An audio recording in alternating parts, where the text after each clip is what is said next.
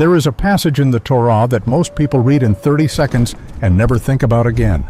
Deuteronomy 22 verse 23. A betrothed woman found with another man in a city. The sentence is one line long.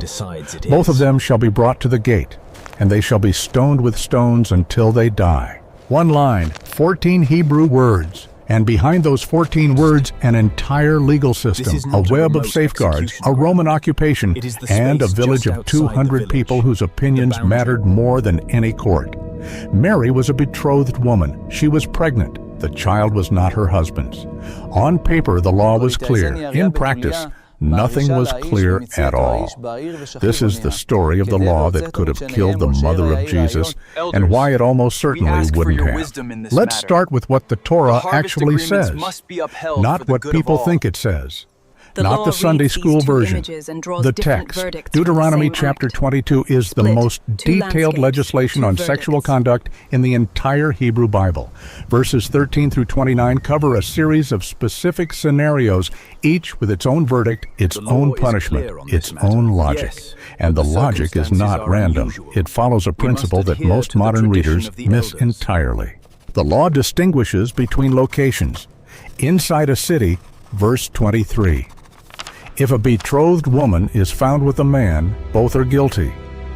The assumption she could have cried out, someone would have heard, and she did not. Consent is inferred from silence. Both face the penalty. Outside the city, verse 25, in the open fields, only the man is punished. The reasoning, even if she screamed, no one would hear. The woman is given the benefit of the doubt. This is not a blunt instrument. This is a legal mind making distinctions trying within the limits of an ancient world to separate coercion from consent. But here is where we need to slow down, because what the law says on the scroll and what happened on the ground were by the first century separated by a canyon of interpretation procedure and political reality. The Torah prescribed stoning. But did first century Jews actually stone people? Imagine the scene. The answer is far more complicated than a yes or a no. The Mishnah, the written record of Jewish oral law, compiled around 200 AD, but reflecting traditions already centuries old, devotes an entire tractate to capital punishment. Tractate Sanhedrin. And reading it is like reading the operating manual of a machine that was engineered from the ground up to make execution nearly impossible. Start with the court. A capital case required a Sanhedrin of 23 judges, not 3 village elders, not a local bet din. 23 trained legal scholars. For a village like Nazareth, this meant the case would have to travel. To Sepphoris, possibly. To Jerusalem, certainly, for the most serious charges. Then the witnesses. Mishnah Sanhedrin. For one, you needed a minimum of 2 witnesses. Not witnesses to the pregnancy. Not witnesses to the rumor. Witnesses to the act itself. 2 people who saw with their own eyes the specific act of which the accused was charged. Each witness was interrogated separately. Sanhedrin 5:1 lists 7 mandatory questions. The Hakarat, what year, what month, what day, what hour? Where do you know the accused? Did you warn them? If the witnesses disagreed on any of these points, even the hour of the day, the testimony was thrown out. And there is one more requirement that most people never hear about. The witnesses had to have warned the accused beforehand. Sanhedrin 8:4. The accused must have been told in advance by the witnesses themselves that what they were about to do was a capital offense, and the accused must have acknowledged the warning and done it anyway. Think about what that means. 2 people had to see the act. They had to have warned the person before the act. The person had to have acknowledged the warning, and both witnesses had to agree under separate interrogation on every detail. The system was not designed to execute. It was designed to acquit. So the Torah says stoning. But the legal system built around that Torah made stoning almost impossible to carry out. 23 judges, 2 eyewitnesses, separate interrogation, prior warning, unanimous agreement, and even if all of that happened, there was still one more obstacle, the biggest one. and it wasn't Jewish at all. In the year 6 AD, roughly a decade before Mary's pregnancy, the Roman Empire absorbed Judea as a directly governed province. A Roman prefect replaced the local client king.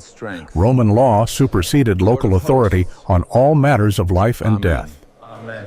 The technical term was ius gladii, the right of the sword. Only the Roman governor had the legal authority to execute. The Gospel of John records the Jewish leadership themselves acknowledging this limitation. John 18:31. When Pilate told them to judge Jesus by their own law, they responded, "It is not lawful for us to put anyone to death." The historian Josephus confirms this arrangement across multiple works. The Sanhedrin could hear cases deliberate, even past sentences, but execution required Roman approval, and Romans were not particularly interested in enforcing Jewish purity laws. So, by the time Joseph sat in his dark room weighing Mary's future, the legal path to execution was for all practical purposes closed. The Torah prescribed it. The Sanhedrin made it nearly impossible, and Rome had locked the door. And this is the turn most retellings miss. That does not mean Mary was safe. There was a third court. It had no judges, no scribes, no witnesses under oath, no right of appeal, no Roman oversight. It was the village itself.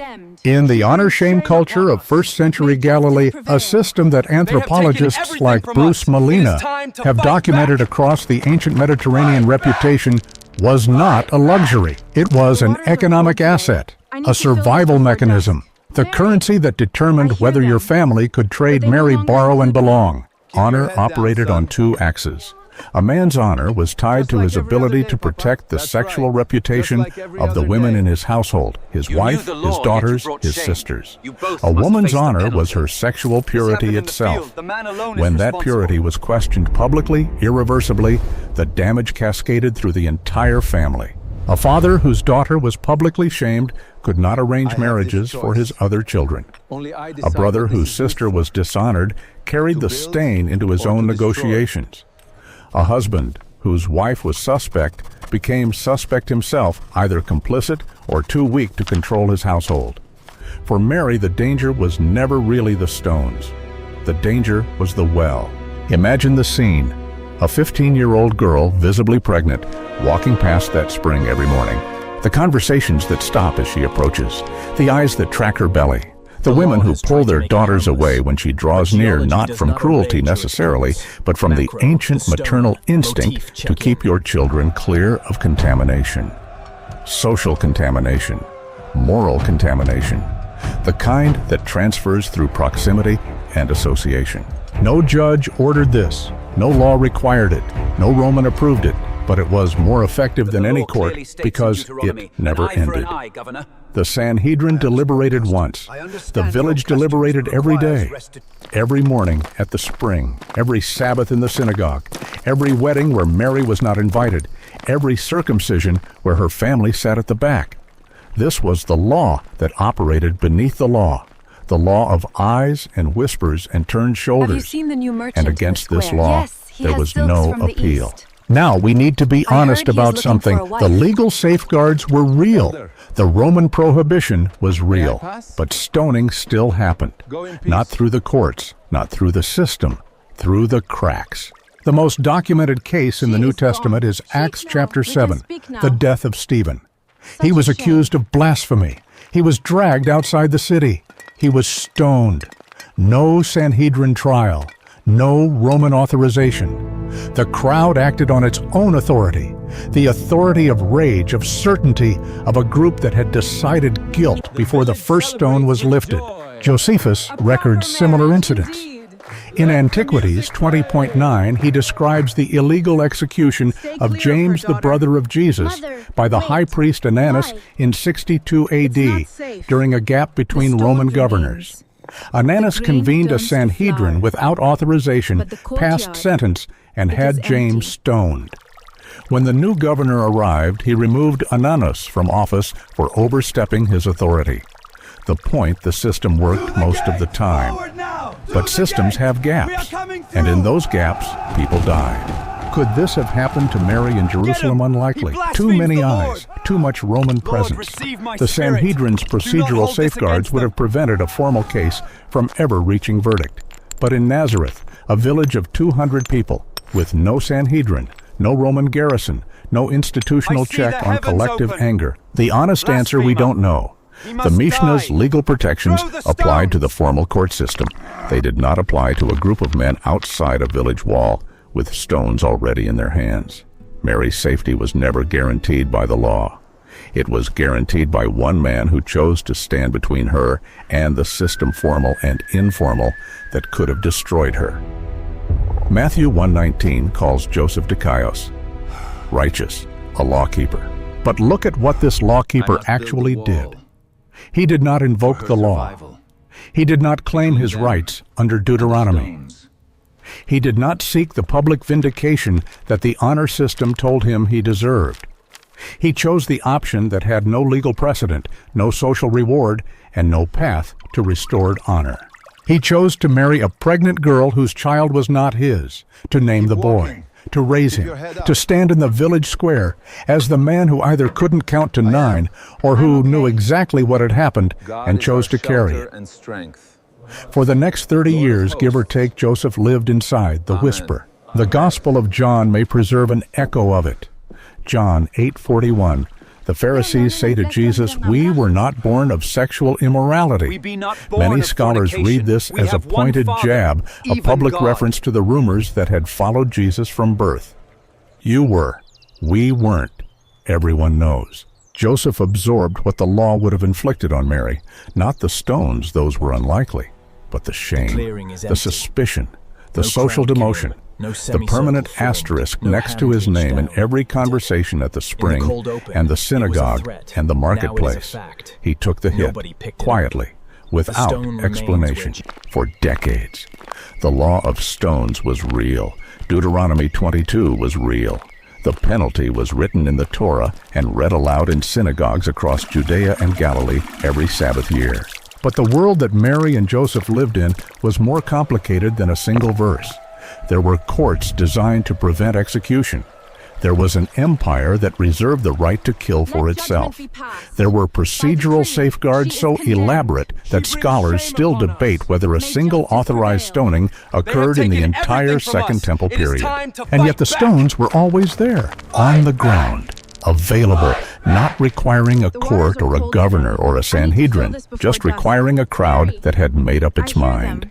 Mary survived, not because the law changed, not because Rome intervened, not because the Sanhedrin protected her. She survived because a tecton in Nazareth made a decision in a dark room with a dying oil lamp and chose to become the wall between her and every stone that could have been thrown. The stones are still on the ground outside the village. 2,000 years of rain and sun and wind, they have not moved. Nobody picked them up. Only I decide what this is used for.